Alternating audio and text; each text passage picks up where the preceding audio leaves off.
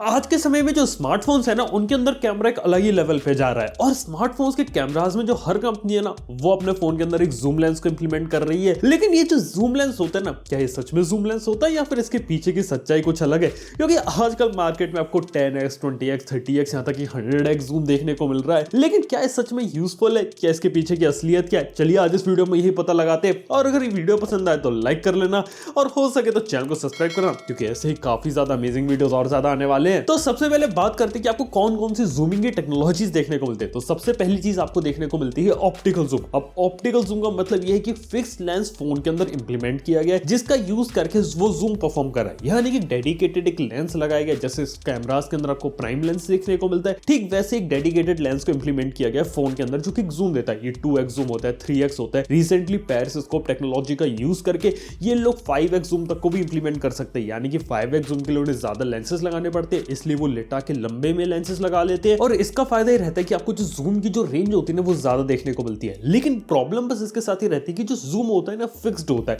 इसके अंदर कोई आप चेंज नहीं कर सकते। यानी कि 2x या तो 1.5x नहीं बना सकते और 2x को 2.5x ऑप्टिकल जूम में नहीं बना सकते, क्योंकि जो लेंसेज है वो फिक्स किए जाते हैं। कुछ समय पहले सैमसंग ने अपने गैलेक्सी कैमरा के अंदर इस टाइप का जूमिंग फीचर दिया था, लेकिन अब ऐसा कोई अगर कंपनी करती है ना तो उसके अंदर जो मूविंग लेंसेज होते हैं ना उसको इंप्लीमेंट करती है, फोन की थिकनेस ज्यादा हो जाती है और उसके अंदर जूमिंग की तो रेंज मिल जाती है, लेकिन फोन नहीं, वो फिर फोन से ज्यादा वो कैमरा लगने लगता है। रिसेंटली वीवो इपेक्स का एक स्मार्ट सॉल्यूशन निकाला है, वो भी देखा तो काफी हद तक सिमिलर प्रिंसिपल पे काम करता है, जहां पे आपको 5x से लेकर 7.5x जूम देखने को मिलता है। तो ये बात हो गई ऑप्टिकल जूम की, और ऑप्टिकल जूम में आपको सबसे बेस्ट क्लैरिटी देखने को मिलती है, क्योंकि जो इमेज सेंसर यूज किया जाता है ना उसके आप फुल रिजोल्यूशन का फायदा उठा सकते हो। इसके बाद बारी आती है डिजिटल जूम की।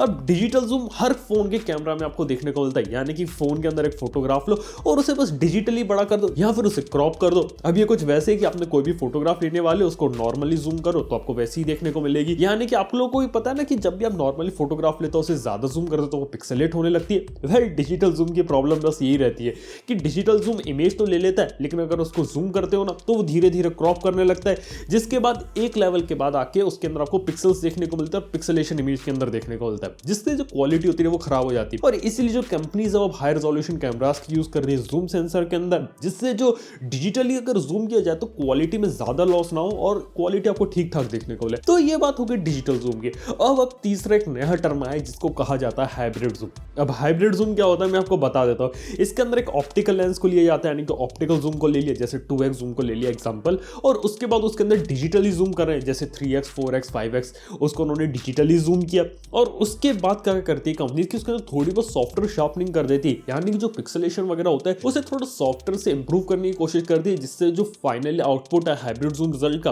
वो आपको थोड़ी क्लियर इमेज देखने को मिले। तो इस टाइप का जो कंसेप्ट वो आपको हाइब्रिड जूम में देखने को मिलता है। तो देखा जाए तो आपको 3 टाइप के जूम्स देखने को मिलते हैं मार्केट के अंदर स्मार्टफोन्स में। लेकिन अगर आप बात करें जो स्मार्टफोन कंपनीज है वो यही जूम टेक्नोलॉजी को इस तरीके से यूज करती है अपने फोन्स को बेचने के लिए कि कई बार आपको सही इंफॉर्मेशन ढंग से देखने को मिल नहीं पाती। इसके काफी अच्छे एग्जांपल्स हमने पास में देखे। चलिए कुछ एग्जांपल्स के बारे में बात करते हैं। जैसे OnePlus 7 Pro कंपनी ने बोला था इसमें 8 मेगापिक्सल का 3x लॉसलेस जूम है, लेकिन जब रियलिटी आई तो पता चला कि इसके अंदर आपको 13 मेगापिक्सल का 2.2x ऑप्टिकल जूम देखने को मिल रहा है, और जो 8 MP जो निकाल रहा है ना वो उसे क्रॉप करके निकाल रहा है। यानी कि 3x जूम तो देखने को मिल रहा है, लेकिन वो 2.2x के बाद उसके अंदर वो डिजिटली क्रॉप कर रहा है। सिमिलरली Mi Note 10 याद है जिसके अंदर कंपनी ने बोला था, यानी Xiaomi ने बोला था 5x जूम देखने को मिलेगा, लेकिन रियलिटी में उसके अंदर 3.7x का ही जूम है, और उसके बाद जो हो रहा है ना वो डिजिटल क्रॉप हो रहा है 5x जूम तक ले जाने के लिए। तो कहने का मतलब यह है कि ऑप्टिकल जूम के अंदर जो कंपनीज है वो ऑप्टिकल जूम को तो यूज करती है, लेकिन उसके बाद वो डिजिटल जूम को एक्सटेंड कर देती है, जिससे जो कंपनीज के पास जो नंबर आ जाता है दिखाने के लिए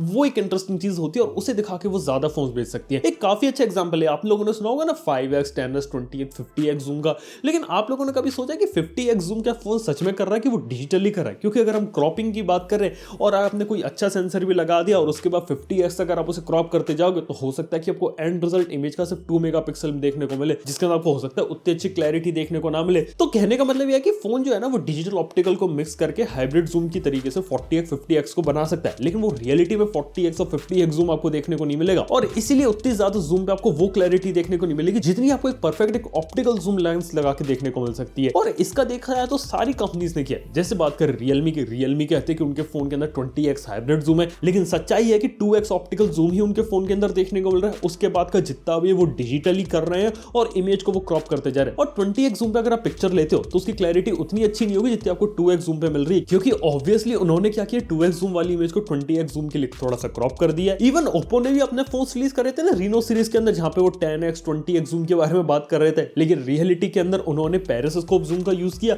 लेकिन उसके बाद जितना भी वो जूम कर रहे हैं ना वो सारे डिजिटल हो रहा है। वैसे telephoto zoom lens, periscope zoom lens एक अच्छी चीज है, लेकिन कस्टमर्स को बताना सही बात होती है ना कि रियलिटी के अंदर जो फोन है ना वो कितना ऑप्टिकल जूम कर रहा है और कितना वो डिजिटल कर रहा है, और कंपनीज है ना ये थोड़ा छुपा जाती है। यहां तक कि सैमसंग भी इससे पीछे नहीं छूटी। अगर मैं बात करूं लेटेस्ट सैमसंग की गैलेक्सी S20 सीरीज का, जिसके अंदर आप लोगों को पता है कि 48 मेगापिक्सल का उसके अंदर 10x हाइब्रिड जूम देखने को मिलता है, 100x स्पेस जूम देखने को मिलता है, लेकिन उस 48 मेगापिक्सल के जूम लेंस की सच्चाई बताऊं क्या है, वैसे उन्होंने पेरिस्कोप जूम का यूज किया, लेकिन रियलिटी में जो पेरिस्कोप जूम है ना इससे 4x तक ही जूम कर सकता है ऑप्टिकली, और उसके बाद वो जितना भी जूम कर रहा है ना वो डिजिटल है, यानी 10x उन्होंने हाइब्रिड रखा है, और 100x जो जूम भी हो रहा है ना वो भी 48 मेगापिक्सल की इमेज को सिर्फ क्रॉप करके किया जा रहा है। रियलिटी के अंदर फोन के अंदर आपको 4x जूम देखने को मिल रहा है, और ये बात है ना आपको कहीं भी देखने को नहीं मिलेगी।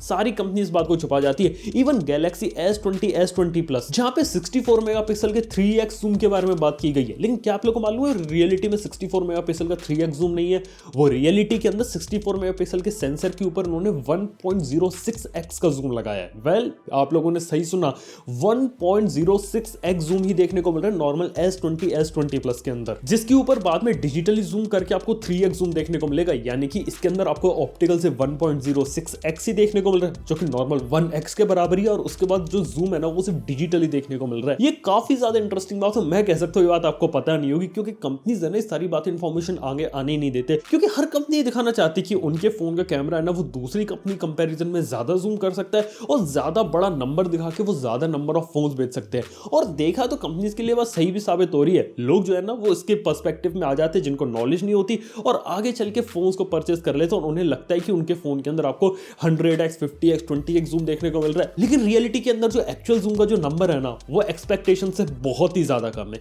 ये बात आप समझ के रख सकते हैं। इवन एप्पल के साथ भी ऐसा हुआ है, और एप्पल का केस मैं आपको बताता हूं। क्या आप लोग को मालूम है कि एप्पल के आईफोन के अंदर लो लाइट के अंदर टेलीफोटो जूम लेंस काम नहीं करता, वो नॉर्मल इमेज सेंसर को ही 2x क्रॉप कर देता है। ये एक बात भी नोटिस करने वाली है। मतलब हमेशा जो टेलीफोटो जो जूम लेंस होता है ना कंपनी उसे हमेशा यूज नहीं करती है, और उसकी जो एग्जैक्ट वैल्यू होती है ना कई बार कंपनी छुपा जाती है और उसे लॉसलेस या हाइब्रिड नाम से अलग तरीके से रिप्रेजेंट करती है, और देखा जाए तो इस चीज को मिस रिप्रेजेंटेशन कहा जाता है। और शायद ऐसा इसलिए हो रहा है क्योंकि एवरेज कंज्यूमर को एक बड़ा नंबर दिखा के फोन बेचना थोड़ा ज्यादा आसानी हो जाती है, और मेरे को लगता है कि शायद ये चीज काम कर रही है। इसलिए जो हर कंपनी है, मतलब एक कंपनी भी नहीं छोटी, सबके सब इसके पीछे लगे हुए हैं, और सबके सब एक बड़ा नंबर दिखाने के पीछे लगे हुए हैं जूम लेंस के ऊपर। तो मेरे को लगता है कि आप समझ गए होगे सच्चाई कि कंपनी एग्जैक्टली कितना जूम बोलती है वो होता कितना है, और रियलिटी में जो जूम होता है ना वो एक्चुअल से कितना ज्यादा कम होता है। वैसे मेरा आप लोगों से एक सवाल है, क्या आप लोग फोन लेते वक्त ये देखते हो कि उसके अंदर जो जूम है वो कितना ज्यादा है? मतलब 10x 20x अगर जिसमें ज्यादा जूम देखने को मिले तो क्या ऐसा फोन लेना परचेज करोगे? तो प्लीज ये बात मुझे नीचे कमेंट में बताना ना भूलना। अगर वीडियो पसंद आए तो लाइक कर लेना, और चैनल को सब्सक्राइब कर लेना ऐसे अमेजिंग वीडियोस देखने।